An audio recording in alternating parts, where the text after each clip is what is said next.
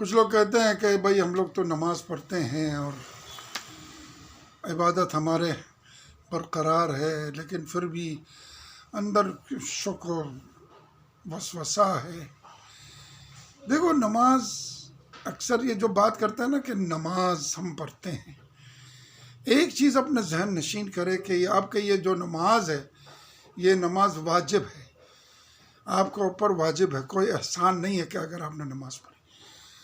اپنے اندر کو پاک کرنے کے لیے، اپنے اندرونی روحانی پاکیزگی کے لیے باقاعدہ روایات ہے ہمارے پاس کہ آپ علیکم بالنوافل، مستحبات کی طرف آپ جائیں، نوافل پڑھے، عادی بنو اس کے، آپ کے روحانی طور پہ ایک پاکیزگی آ جاتی ہے۔ البتہ اگر وہ نوافل کی وجہ سے اگر آپ کے واجب میں کوئی ڈسٹربنگ ہو رہی ہے تو مولا نے فرمایا کہ لا قربت بالنوافل اذا اضرت بالفرائض۔ مولا علی نے فرمایا کہ اگر نوافل کی وجہ سے فریضوں میں کوئی ڈسٹربنگ ہو رہی ہے تو اس میں کوئی قربت نہیں ہے، لیکن آپ آہستہ آہستہ اپنے آپ کو عادی بناؤ۔ اب ہم لوگ سب اپنے آپ کو شیعہ کہتے ہیں، میں ایمانداری سے سوال پوچھتا ہوں، آپ مجھے جواب نہ دے، خود اپنے لیے جواب دے، مجھے بتائے کہ 24 گھنٹے میں آپ اپنے امام زمانہ سے کتنے دیر بات کرتے ہیں؟ کیا آپ کو یقین نہیں ہے کہ امام زمانہ زندہ ہے، ہمیں دیکھ رہا ہے، لیکن وہ اللہ کی طرف سے غیبت میں ہے؟ کیا آپ کو ایمان ہے کہ امام زمانہ ہے؟ کیا آپ کو ایمان ہے کہ امام زمانہ آپ کا امام ہے؟ کبھی آپ نے رات کو سونے سے پہلے کوشش کی ہے امام زمانے سے بات کرنے کی، اپنا حاجات بتانے کی، آپ نے اپنے مشکلات کو بتانے کی؟ صبح اٹھ کر کبھی آپ نے امام زمانہ کو سلام کیا؟ یہ ہم لوگ بہت ہی آسانی سے گزر جاتے ہیں۔ اکثر یہ مثال ہوتا ہے نا کہ آپ کیا کرو گے تکے ہوئے، بھائی تکیہ دکھا دو، تکیہ، اس کو کہتے ہیں خواب غفلت۔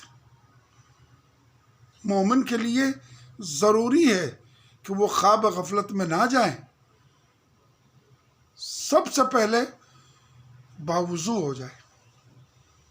جو باوضو ہو کر رات کو سوئے، گویا وہ تمام رات عبادت کر رہا ہے۔ یہ معصومین کے اقوال ہے، رسول اللہ کے اقوال ہے۔ وضو کا عادی بنے، کم سے کم آیت الکرسی پڑھے، 3 دفعہ قل هو اللہ پڑھے۔ یہ کوئی آسان چیز ہے، اس میں کوئی آپ کو جو نہ حفظ کرنے کا، نمازوں میں تو پڑھتے ہیں نا قل هو اللہ۔ آیت الکرسی ہر کوئی عادی ہے پڑھنے کا۔ بے شک آیت الکرسی کا چارٹ آپ اپنے پاس رکھے اپنے سرانے پہ، رات کو سونے سے پہلے آیت الکرسی پڑھ کے سو جائے، اور یہ عادت کرے کہ اپنے مولا کو یاد کرے، سونے سے پہلے بات کرے، نزدیک ہے آپ سے، آپ کے چاہنے والے، تمام مومنوں کو چاہتے ہیں، رسول اللہ سے لے کے امام زمانہ تک سب معصومین مومنین کو چاہتے ہیں، ہم دور ہیں ان سے۔ اور ایک نے مجھے کہا کہ کیا کرے کہ ہم جو ہے نا اچھے مقام میں اور اچھے جگہ میں ہم لوگ مشہور ہو جائے۔ ہاں، بہت آسان ہے، بہت آسان ہے، قول رسول ہے، قول معصوم ہے۔ کیا آپ چاہتے ہو کہ روز قیامت ذاکرین میں آپ مشہور ہو جائے؟ ذاکرین کے ساتھ، ذاکرین کا ایک مقام ہے، میں اس دنیاوی ذاکرین کا بات نہیں کر رہا ہوں، ذاکرین جو ذکر خدا اور ذکر معصومین کرنے والا، ان کے ایک مقام ہے روز قیامت، روز محشر، ان کے ساتھ آپ مشہور ہونا چاہتے ہیں تو یہ اس حدیث کو آپ دیکھیں کہ روزانہ آپ کم سے کم 50 آیت آپ پڑھیں فجر میں۔ چلو میں اپنے طرف سے کہتا ہوں 10 آیت پڑھیں، جب 10 آیت کے اوپر آپ کو عادت ہو جائے گی تو پھر وہ 50 آیت بھی آپ پڑھنا شروع کر دیں گے۔ آپ روزانہ فجر میں تھوڑا سا قرآن پڑھے تو اللہ تعالیٰ آپ کو ذاکرین میں محشور کر دے گا۔ رات کو امام زمانہ کو یاد کرے، صبح اٹھ کر امام زمانہ کو یاد کرے۔ اور ہمارا سب سے بڑی غلطی ہے جو میں ہر ویڈیو میں بتاتا ہوں کہ تولا سے پہلے تبرہ۔ اگر تمام شر جن و انس سے آپ دور ہونا چاہتے ہیں تو دشمن زہرا پر تبرہ کریں۔ محبوب ہونے کے لیے بہت ہی آسان راستے ہیں۔ اگر آپ اہل بیت کے محبوب ہونا چاہتے ہیں، اللہ کے محبوب ہونا چاہتے ہیں، یہی دنیاوی حساب سے جو آپ کرتے ہیں اسی میں اگر آپ سوچیں تو کام آپ کے لیے آسان ہو جائے گا۔ آپ مجھے یہ بتا دیں کہ دنیاوی طور پہ اگر آپ کسی کا نزدیک ہونا چاہتے ہیں آپ کیا کرتے ہیں؟ کہ اگر آپ سے کوئی غلطی ہو گئی ہے تو ان کے کہنے سے پہلے آپ جا کے سوری کہہ دیتے ہیں۔ یہی ہم اس کو استغفار کہتے ہیں۔ ان کے پسندیدہ چیزوں کا خیال رکھتے ہیں، بھائی ان کو یہ چیز نہیں پسند ہے، ہم جو ہے نا استعمال نہیں کریں گے، فلان چیز پسند ہے ہم ان کے سامنے لا دیں گے۔ یہی ہے حلال اور حرام اور مستحب اور مکروہ۔ ان کے خواہشوں کا احترام کرتے ہیں، جہاں جہاں منع کیا اللہ تعالیٰ نے ہم نہیں جائیں گے۔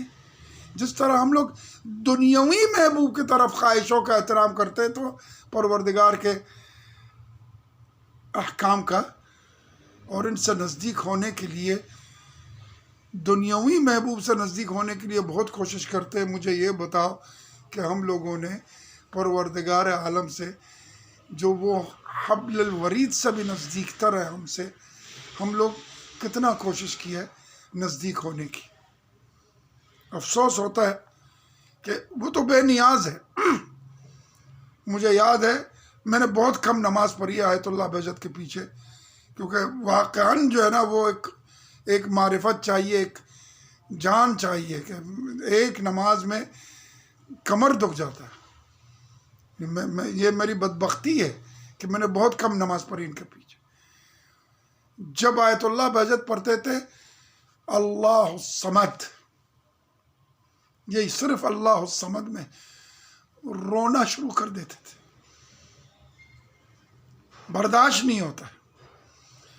پھر کسی نے پوچھا ہے کہ یہاں پہ آپ کیوں روتے ہیں؟ تو فرماتے ہیں کہ اللہ کے صمد کا مطلب کیا ہے؟ مطلب اللہ بے نیاز ہے، اللہ بے نیاز ہے پھر بھی میرے لیے محبوب بن رہا ہے۔ اللہ مجھ سے کوئی چیز کا نیاز نہیں رکھتے ہیں، پھر بھی مجھے نعمتیں بھی دے رہے ہیں، مجھے زندگی دے رہے ہیں، مجھے سلامتی دیا ہوا ہے۔ اللہ الصمد۔ تو ہم لوگ اللہ کے طرف نزدیک ہونا نہیں چاہتے ہیں، خود خواب غفلت میں ہیں۔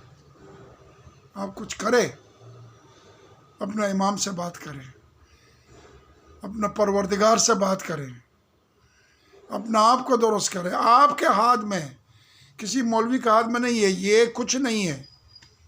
آپ یقین کریں، یہ ہمارا لباس ہے، اس پر آپ دھوکے میں نہیں جانا۔ آپ خود پروردگار عالم کا مخلوق ہے، احسن المخلوقات ہے۔ آپ لوگ نزدیک ہو جائے،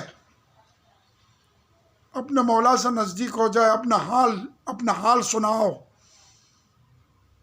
مولا آپ کو دیکھ رہے ہیں۔